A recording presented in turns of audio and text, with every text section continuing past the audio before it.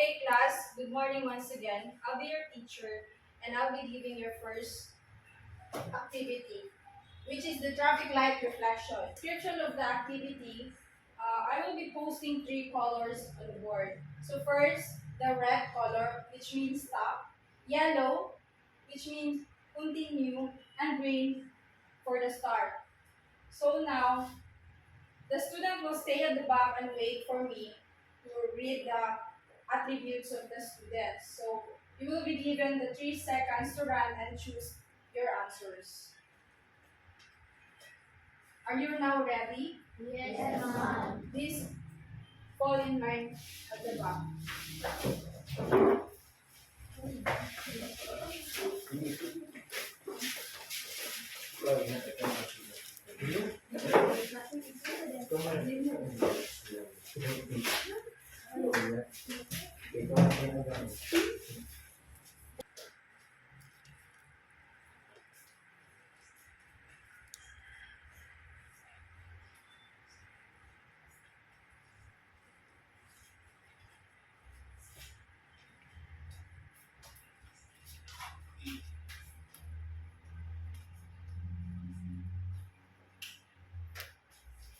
Okay, class, you only have 3 seconds to choose. Number 1, building relationships for good rapport.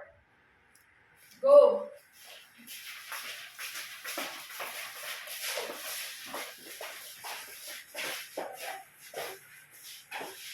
Fall in line.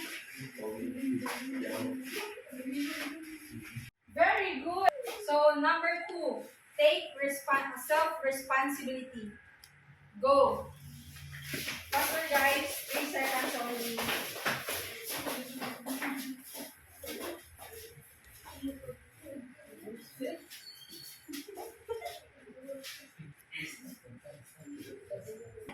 Number 3, establish proper sleep routine. So go. 1, 2, 3.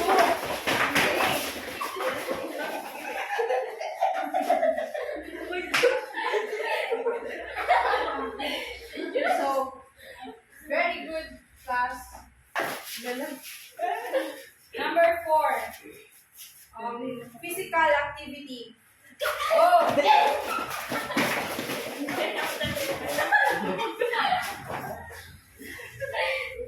Oh, class, why do you think physical activity is very important to you as students? Louder, please. For me, physical activity is very important for me as a student because it keeps our body healthy. Very good, thank you. Number 5.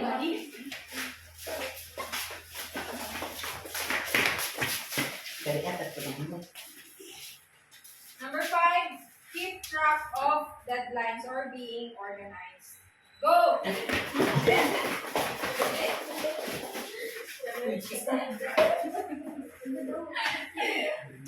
Number 6, don't cram for your exam. As a student, do not study in cramming.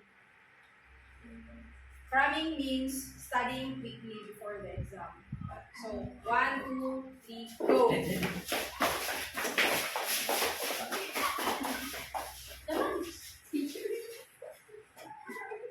Okay, next, number 7.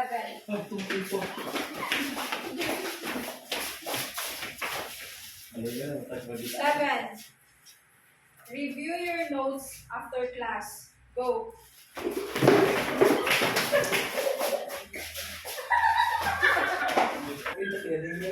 Okay, number 8. Memorizing instead of understanding.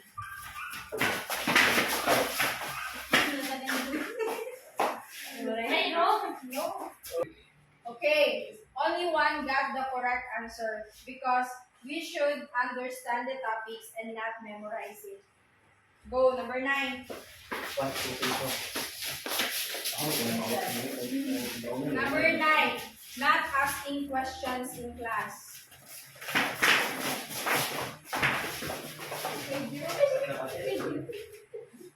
Very good. All of you got the correct answer. Go back. Last number 10. Using phone and not doing homeworks. Okay, class. Thank you so much and go back to your seat.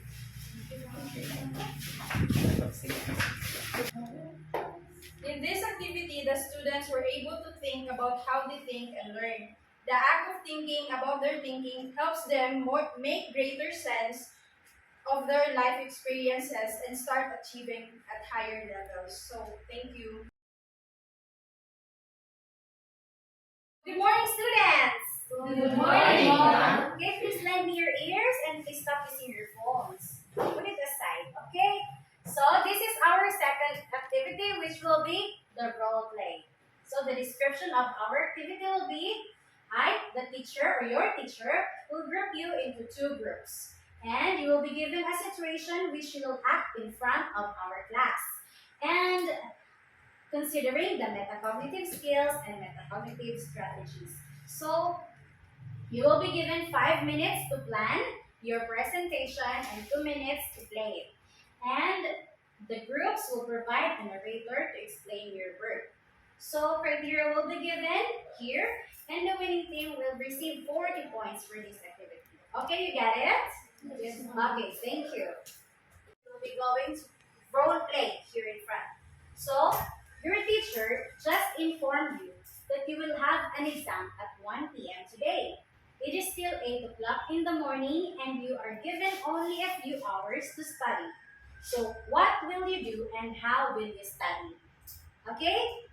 Can you get the scene? Okay, so I will be grouping you into 2 groups. This will be the group 1 and the group 2. Okay?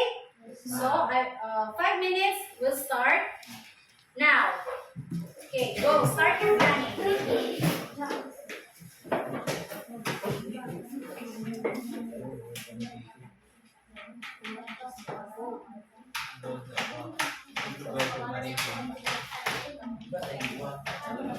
What do you go for this one?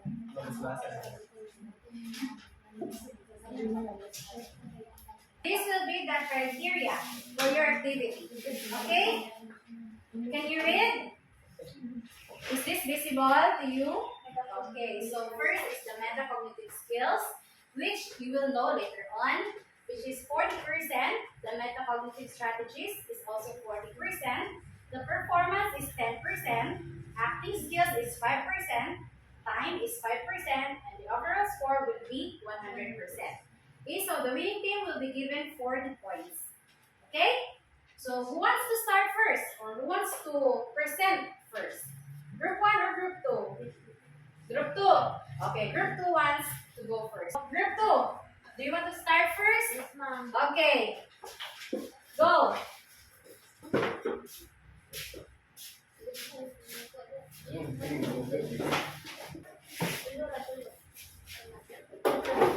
Okay, face your audience. Good morning, everyone. We are the Group 2 and this is our presentation.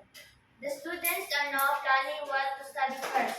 The students are now writing notes. The students are studying individually, memorizing, and reading aloud.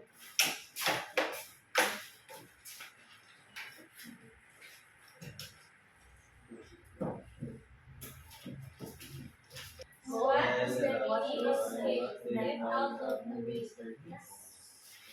Fill the knowledge of what is sown in his chair, and store the fishes, and roll with the precious metal, and jar with the precious stone.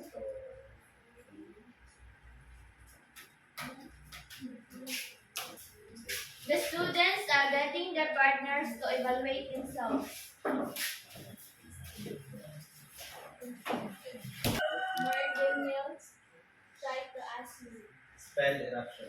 EIUPTION eruption. Word. Jayhan, what is the meaning of escape? Escape is to get out of the way. Mark Daniel, what do you call the precious metal? Gold. Very good.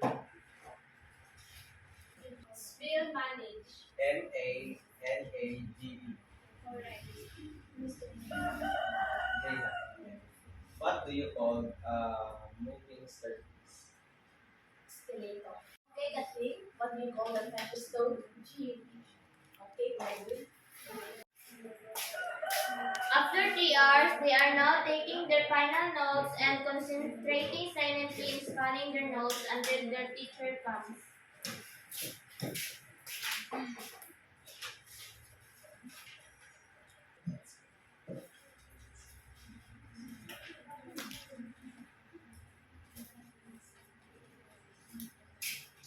This is our presentation on how to study before the exam. Thank you.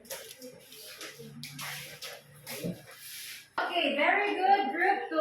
So you may now go back to your area. And next will be the group 1 present. Okay, group 1, are you ready? Okay. So,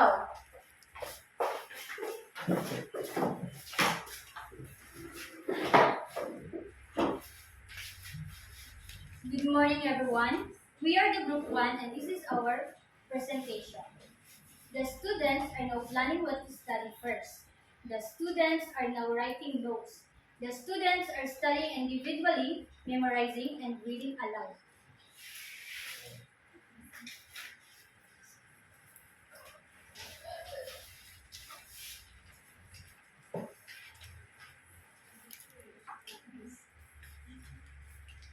Spell the word in which the sound of voice change. Spell the word quiz. Use to make sound an instrument containing an arrangement for classes like music, which there is any application, musical, and static. The students are getting their partners to evaluate themselves. Josh, can I ask a question? Yes. Spell the word MECCHANISM.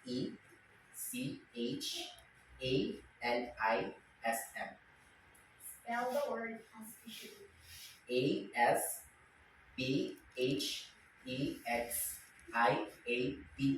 Spell the word Douglas. DUBIOUS. Good. So, Terry, what do you call a medicine treatment by medicine? Medication. What do you call having to do with meteorology? Meteorological. Correct. Just can I ask you a question? Yes. What do you call the instrument by which the sound of the voice is changed into electric waves used to make sound louder? Microphone. That's correct. What do you call an instrument containing an arrangement of word classes by means of which every tiny object can be seen larger and studied? Microscope. That's correct. Then, they are now taking notes and concentrating silently and scanning their notes until their teacher comes.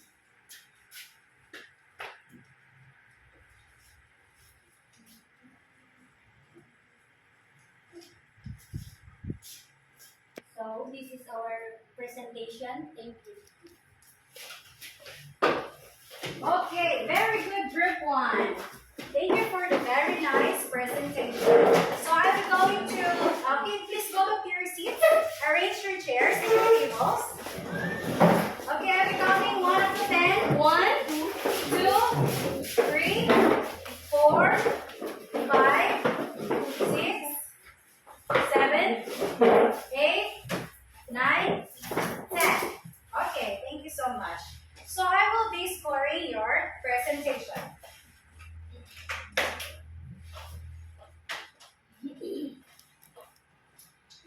So for the metacognitive skills, this means the way you plan, you monitor, and you evaluate your work for yourselves or how you learn.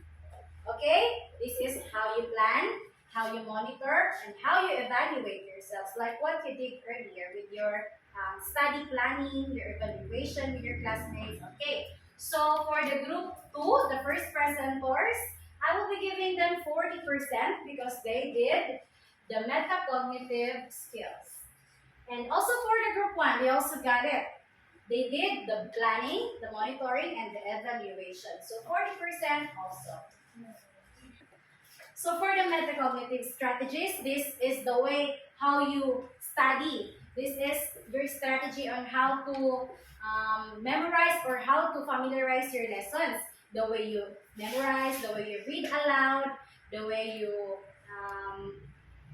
you scan your lessons. Okay? So I will be giving 40% for the group 2 as well, and 40% for the group 1 because they did the memorization, the skimming, the scanning of their notes, and reading aloud. Okay, so for the performance,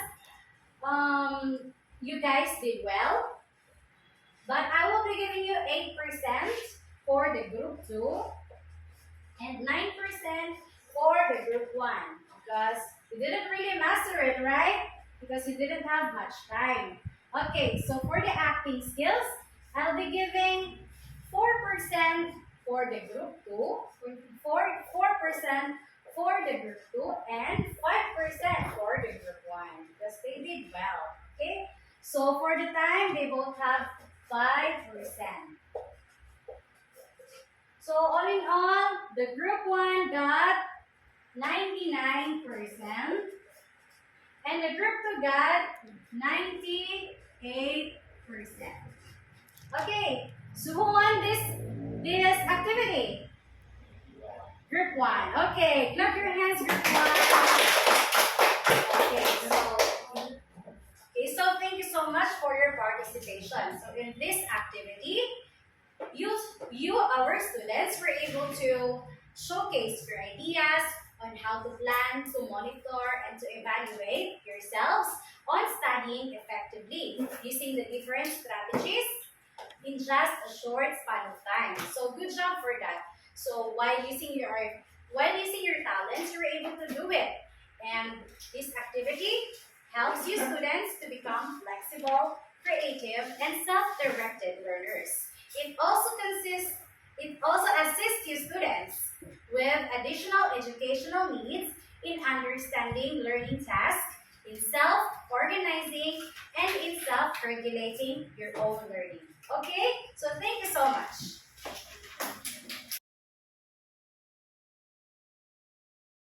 Good morning, class.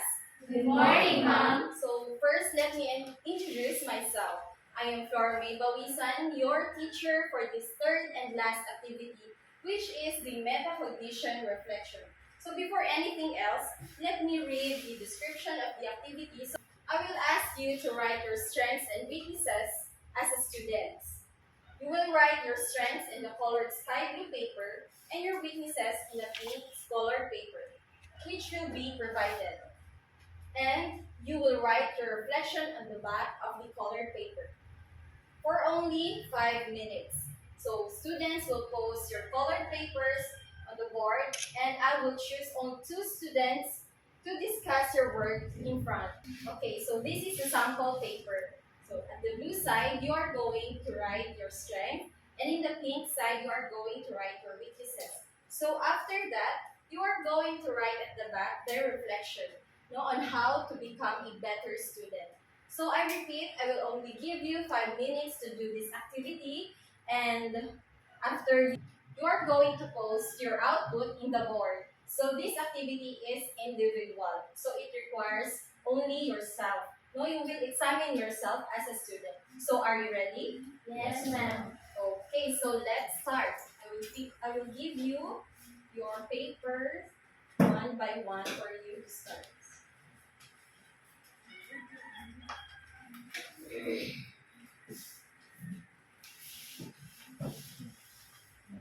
Okay, so start now.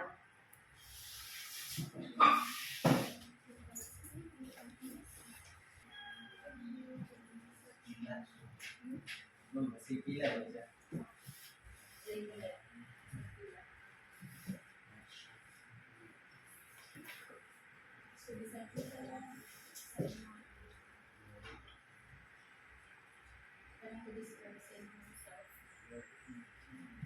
So, okay, class, are you done?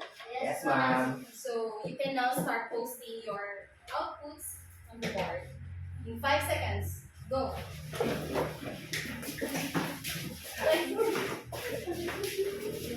I'm sorry.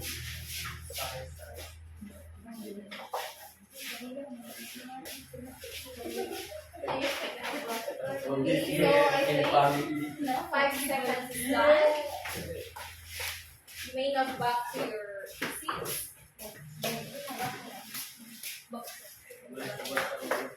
Okay, so I think everybody's ready. Are you ready? Yes, ma'am. So who will volunteer here first? Okay, Jaisel. Discuss your outfit. Good morning, ma'am. Classmates, this is my representation. My weaknesses are very shy type of person, have no confidence, not good in mathematics, not good at reporting, being always lazy, stage fright, not good at science, not good in public speaking. And my strengths are I am good listener, good at being friendly to anybody, good at spellings, good at English, being good student, participating, being helpful to others if they needed my help. And my reflection is, I will do my best to be a good student and I will always do my homework properly and to be a good child of my family and to finish my studying for a better future and make my parents proud of me and have stable and good jobs. To help back my parents, give them good and healthy lifestyle, and being a good child in church, participating properly, and to learn more about the Word of God. And that's all, ma'am. Thank you. Okay, so let's give her a round of applause. So I believe that Jaisel, you're a good student and also a good daughter. So another volunteer. None? Okay. Okay, you may come in front. Good morning, everyone. For my strengths are good in reading, good in writing, punctual, good in solving math, good in pronunciation. For my weaknesses are not doing activities in ASAP, not good in drama, talkative, sometimes not good in spelling, not good in memorizing, easy to forget the lessons, and also for participating in class. And for my reflection, for me as a student, I will going to study hard and I will change whatever my weaknesses are. Okay, so thank you. So let's give her also a clap. Okay, lastly, I will call Josh to share his output.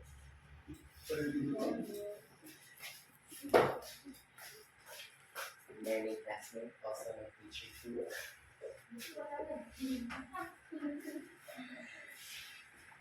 This is on my strength. I'm good in solving any problem, and I always confident and fluent speaking, talented, not late on classes, good student, focus on classes, and participative.